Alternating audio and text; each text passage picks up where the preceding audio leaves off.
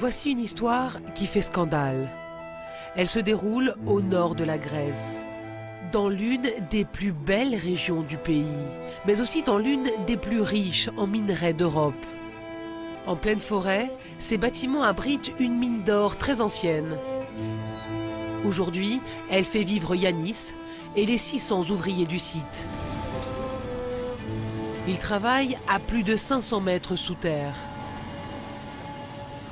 Depuis quelques mois, la mine est en plein développement. Yanis est chargé de la sécurité dans les tunnels. Comment ça se passe ici? Tout va bien, on vient de refaire une couche de ciment. Il faudra aussi boucher les trous ici, en profondeur. Oui, oui. On doit aussi faire cela, là, et puis cela, et cela. Nous pouvons dire que nous sommes chanceux ici, dans la région, parce que c'est la seule société qui embauche. Toutes les autres ne font que licencier leur personnel. Et là encore, cette société qui embauche n'est pas grecque. Elle est canadienne et s'appelle Eldorado Gold. Il y a 10 mois, elle a acheté la mine d'or pour 2 milliards d'euros. Et en guise de bienvenue, l'État grec lui a fait un petit cadeau. Un cadeau que Kostas, le porte-parole du groupe canadien, accepte de nous montrer. Il est plutôt surprenant. Il s'agit en fait de cette forêt, de tous ces arbres. Ils appartenaient il y a 10 mois encore à l'État grec. Aujourd'hui, cette immense parcelle est, comme la mine souterraine, la propriété de la société canadienne. La zone est bien gardée entre barbelés et vigiles. Apparemment, un chantier vient juste de commencer. Les Canadiens voudraient ouvrir une nouvelle mine sur ce site. Mais cette fois-ci, ils n'auront pas besoin de creuser un tunnel. Il n'y a qu'à se pencher pour gagner de l'argent. Regardez ici. Quel que soit l'endroit où vous regardez, vous trouverez du cuivre. Vous voyez ces taches vertes, c'est du cuivre. Et juste pour vous donner une idée de la quantité de pierres que nous avons déjà ramassées et dont il faut extraire le cuivre, c'est 730 000 tonnes. Le cuivre, c'est le principal minerai ici. Du cuivre, partout. Le cadeau de l'État grec s'annonce donc particulièrement lucratif pour Eldorado Gold. Mais pour extraire le minerai, la compagnie a prévu quelques modifications sur le site. Seule façon de le comprendre, se rendre dans les bureaux de la société. Alors, regardez la ligne rouge, ici. C'est la région que nous avons achetée de l'État grec.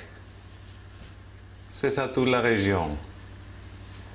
La ligne rouge. Nous allons détruire des arbres d'ici, ici, ici et d'ici. Abattre une forêt, l'une des plus riches en biodiversité d'Europe. Jamais aucune société n'a obtenu un tel droit en Grèce.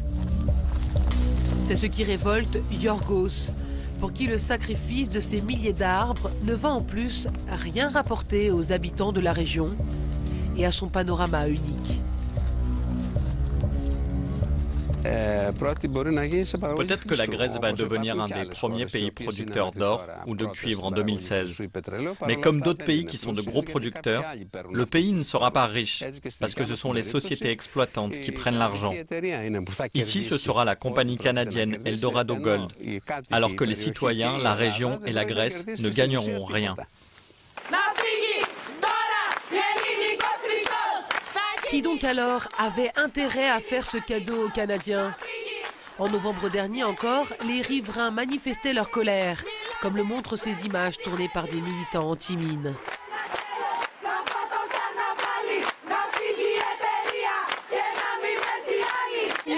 T'as pas honte? C'est illégal ce qu'ils font. Des manifestants qui ont appris du jour au lendemain la vente de la forêt. Alors ils s'interrogent. Que cache cette transaction?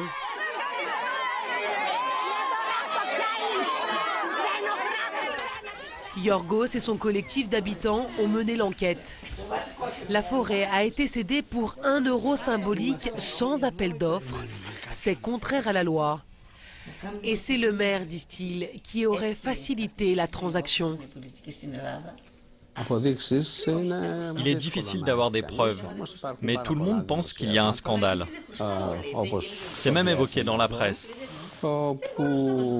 C'est difficile de savoir qui est impliqué, mais dans cette affaire, il y en a un qui a joué un rôle déterminant, sans hésitation. C'est Christos Paktas.